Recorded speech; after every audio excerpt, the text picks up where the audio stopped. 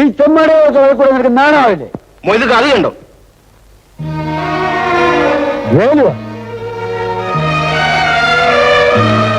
വേലു എന്താ ഇതിന്? ഈ വയസ്സിനെ എല്ലാരും കൂടെ വളഞ്ഞിട്ട് തല്ലുകയായിരുന്നു. അതുകൊണ്ടാണ് ഞാൻ ഇടപെട്ടത്. എന്തിനാ അവര് തല്ലിയത്?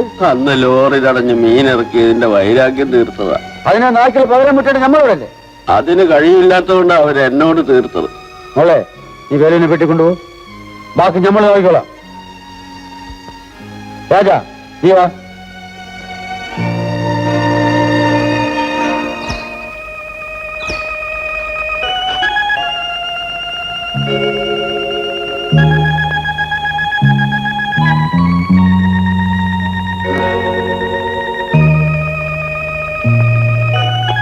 മോൻ ചെയ്തതാണത്താണെങ്കിലും തല്ലുകൂടിയെന്ന് വീട്ടിലറിഞ്ഞ അവരെന്ത് വിചാരിക്കും? എനിക്ക് വീടില്ലല്ലോ. അങ്ങനെ പറയരുത്. നീ നാട്ടിലെ ഒരു വലിയ മനുഷ്യന്റെ ഒരേ ഒരു മോനാണ്. എന്തായാലും വീട്ടിൽ പോകന്നെ വേണം. മൊയ്തുക്കെ ഞാൻ എന്റെ അച്ഛനെ പോലെ ബഹുമാനിക്കുന്ന ആളാണ്. പക്ഷേ ഇക്കാര്യത്തിൽ എന്നെ നിർബന്ധിക്കരുത്. നീ പഠിപ്പുള്ളവനാണ്. ആ നിറഞ്ഞ വീട്ടില് നമ്മൾ കയറി ചെല്ലുമ്പോഴെല്ലാം നിന്റെ പേരിലാണ് ശാരിപ്പങ്ങളെ കണ്ണീരൊടുക്കുന്നത്. അവരെ ഇനിയും വേദനിപ്പിക്കുന്നത് ശരിയല്ല മോനെ. ഞാൻ മൊയ്തുക്കയുടെ വീട്ടിൽ കഴിയുന്നതിൽ മൊയ്തുക്കയ്ക്ക് വിഷമമുണ്ടെങ്കിൽ അത് പറഞ്ഞാൽ മതി. രാജാ, നീ നമ്മളെ പറഞ്ഞ് മടക്കി കളഞ്ഞില്ലേ? ബഷീറിനും നിനക്കും തമ്മില് നമ്മളൊരു വ്യത്യാസം കണ്ടിട്ടില്ല. ആരെന്ത് പറഞ്ഞാലും നിന്നെ ആ വീട്ടിൽ നിന്ന് ഇറങ്ങിപ്പോയാൽ നമ്മൾ പറയില്ല. മൊയ്തുക്ക, ആ നീ ബാ. എന്നിട്ട് എന്തുണ്ടായി ശങ്കര? മൊയ്തുക്ക വന്നതുകൊണ്ട് കൊലപാതകം നടന്നില്ല. ഈശ്വര, ഈ ഒരു മോൻ കാരണം ഞാൻ ഇനിയും ചെയ്തിരണോ? അയ്യോ, അദ്ദേഹം അറിഞ്ഞ. ശങ്കര, ഇതൊന്നും അദ്ദേഹം അറിയരുത്. ഇല്ല അച്ഛനെ.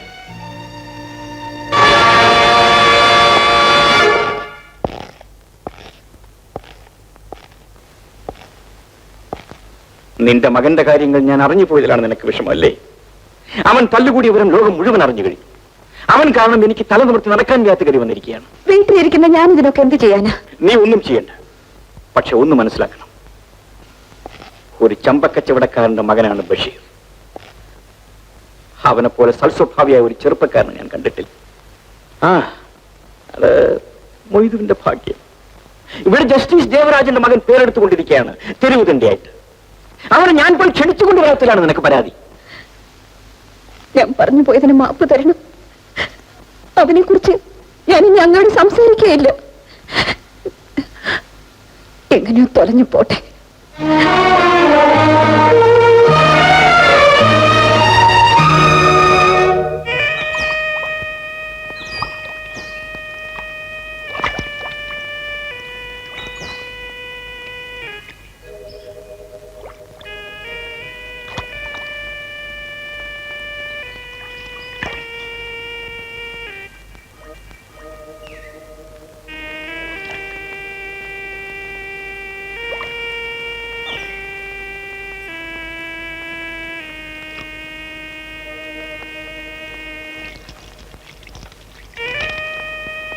എന്താ മോനെ?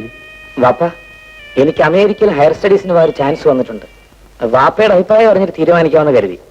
ഈ ദുനിയാവില് മോൻ എത്രയ്ക്ക് വലുതാവുന്നു അത്രയ്ക്കും ബാപ്പയ്ക്ക് സന്തോഷമുണ്ട്.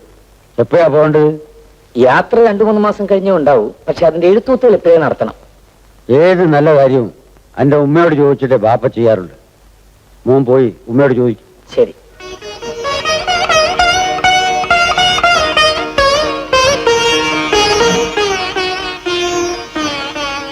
ഉമ്മ, വളരെ കഷ്ടപ്പെട്ടാണ് വാപ്പ എന്നെ പഠിപ്പിച്ച് ഈ നിലയിലെത്തിച്ചത്.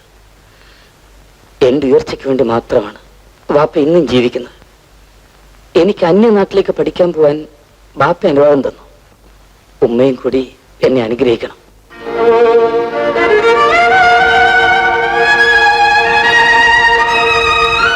അല്ല മോനെ രാജ, ഇപ്പൊ തന്നെ ചന്തയിലോട്ടിയല്ലേ, നമ്മൾ നിസ്കരിച്ചിട്ട് വന്നേക്കാം. ശരി. വേലുവിന് 2 ദിവസം കഴിഞ്ഞ് എന്തെങ്കിലും ജോലി ചെയ്യാൻ പറ്റൂ. അതുവരെ മീനിറക്കുന്നിടത്തും പണം പിടിക്കുന്നിടത്തും നീ എന്നെ നില്ലേ. എല്ലാം ഞാൻ ചെയ്തോളാം. അല്പം പോ. അതാ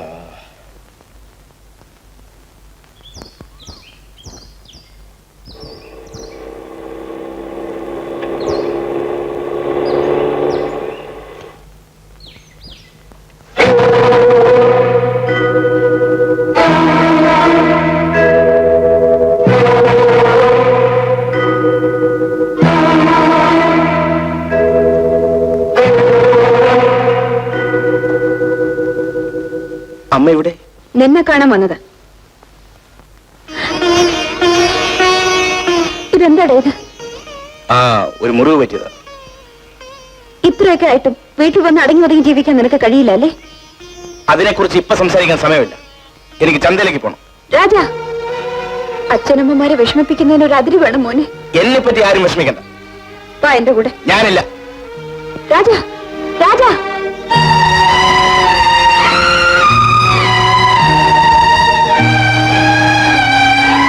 അമ്മ എന്ത് ഇവിടെ നിന്ന് കളഞ്ഞത്? അവൻ പോന്ന പോക്ക് മോൻ കണ്ടില്ലേ? എന്നോട് എത്ര നിർദ്ദയമായിട്ടാണ് സംസാരിച്ചെന്നറിയാമോ?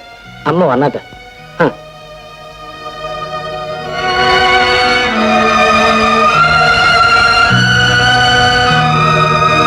മൊയ്തുക്ക എവിടെ മോനെ? വാപ്പ് നിസ്കരിക്കുക.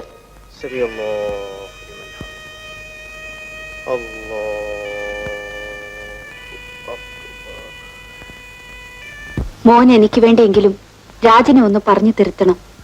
അവൻ തെറ്റ് ചെയ്തെങ്കിലല്ലേ തിരുത്തേണ്ട ആവശ്യമുള്ളൂ. ബഷീർ എന്താ ഒന്നും അറിയാത്ത പോലെ സംസാരിക്കുന്നത്? അങ്കിൾ രാജനെ വീട്ടിൽ നിന്ന് പുറത്താക്കിയത് കോളേജിൽ നടന്ന സംഭവത്തിന്റെ പേരിലല്ലേ? അതെ മോനെ. അമ്മയോട് സത്യം തുറന്നു പറയാൻ എനിക്ക് മനസാക്ഷി കുത്തുണ്ട്. എന്തിന്? സമരം നടക്കുന്നതിനിടയിലാണ് ലെക്ചററെ ആസിഡ് ബൾബ് എറിഞ്ഞത്. അതിന്റെ പേരിൽ യൂണിയൻ സെക്രട്ടറിയായ എന്നെ കോളേജിൽ നിന്ന് ഡിസ്മിസ് ചെയ്യാൻ പ്രിൻസിപ്പൽ തീരുമാനമെടുത്തപ്പോൾ ഒന്നും അറിയാത്ത രാജൻ സ്വയം കുറ്റം ഏറ്റെടുക്കുകയായിരുന്നു. അങ്ങനെയാണോ? അതെ അമ്മേ. അന്ന് രാജൻ അത് ചെയ്തില്ലായിരുന്നെങ്കിൽ എല്ലാം ഞാനെന്ന് വിശ്വസിച്ചു കഴിയുന്ന എന്റെ വാപ്പയ്ക്ക് എന്നെ ഇന്നൊരു ഡോക്ടറെ കാണാൻ കഴിയുമായിരുന്നു. ബഷീർ, അമ്മ എന്നോട് ക്ഷമിക്കണം. ഈ സത്യം ഇന്ന് വരെ ഞാൻ മറച്ചു വെച്ചത് വാപ്പയെ ഭയന്നാണ്. പക്ഷെ എനിക്ക് വേണ്ടി ഇനി രാജന്റെ ജീവിതം തകരാൻ പാടില്ല. ഇനി അവന് വേണ്ടി നമുക്ക് എന്ത് ചെയ്യാൻ കഴിയും? രാജനെ വീട്ടിലേക്ക് വിളിപ്പിക്കാൻ വേണ്ടി ഞാൻ റസിയുടെ വാപ്പയെ കൊണ്ട് ഫോൺ ചെയ്യിക്കാം. അദ്ദേഹം പറഞ്ഞാൽ അങ്കിൾ നിരസിക്കില്ല.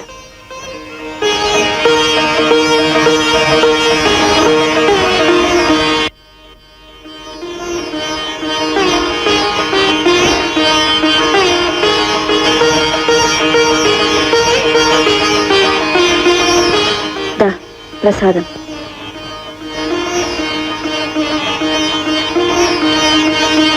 ഒരു സ്നേഹം നിറഞ്ഞ അമ്മ മകന്റെ പിറന്നാളായതുകൊണ്ട് അമ്പലത്തിൽ പോയി പുഷ്പാഞ്ജലി നടത്തി പ്രസാദം വാങ്ങിച്ചുകൊണ്ട് വന്നിരിക്കുന്നു.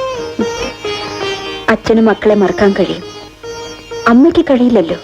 ഞാൻ മറക്കുകയല്ല, അവൻ എന്റെ മനസ്സിൽ നിന്നേ മാഞ്ഞു പോയിരിക്കുന്നു. അയ്യോ, അങ്ങനെ പറയരുത്. നിങ്ങൾക്ക് അവൻ തെരുവ് തന്നെയാണെങ്കിലും ഞാൻ അവനെ പ്രസവിച്ച അമ്മയാണ്.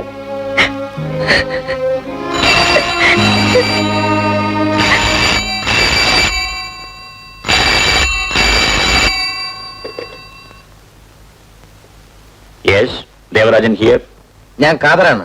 കാതറാണോ? നമ്മുടെ എല്ലാം കുടുംബത്തിന്റെ അഭിമാനത്തെ ഓർത്തെങ്കിലും രാജനെ വീട്ടിലേക്ക് വിളിച്ചുകൊണ്ട് പോണം. What you mean? രാജനെ പറ്റി പോലീസ് സ്റ്റേഷൻ വരെ കംപ്ലൈന്റുകൾ വരാൻ തുടങ്ങിയിട്ടുണ്ട്. പോലീസ് സ്റ്റേഷനിലോ? അതെ, അവൻ എന്തെങ്കിലും തെറ്റുകൾ ചെയ്തിട്ടുണ്ടെങ്കിൽ തന്നെ കൂടുതൽ തെറ്റുകളിലേക്ക് തള്ളിവിടാതിരിക്കാനാണ് ഞാൻ ഈ പറയുന്നത്. മക്കളെ നന്നാക്കാൻ വേണ്ടി ചിലപ്പോൾ അച്ഛനമ്മമാർക്ക് ചിലതെല്ലാം സഹിക്കേണ്ടതായി വരും. അതിന് തയ്യാറില്ലെങ്കിൽ ഇന്നത്തേക്കാൾ ലജ്ജിക്കേണ്ട സ്ഥലങ്ങളിൽ വെച്ചായിരിക്കും അവനെ കാണേണ്ടി വരിക.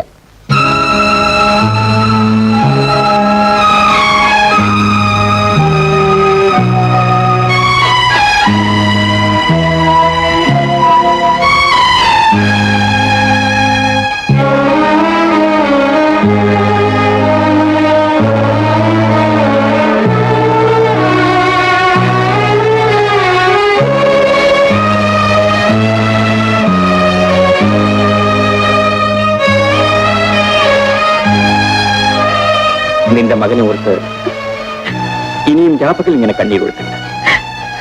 പോയി കുളിച്ച് ഭക്ഷണം കഴിക്കാൻ നോക്ക്. അവൻ ഇവിടെ ഉണ്ടെങ്കിൽ ഞാൻ വിളിച്ചോണ്ട് വരാം. നേരാണോ?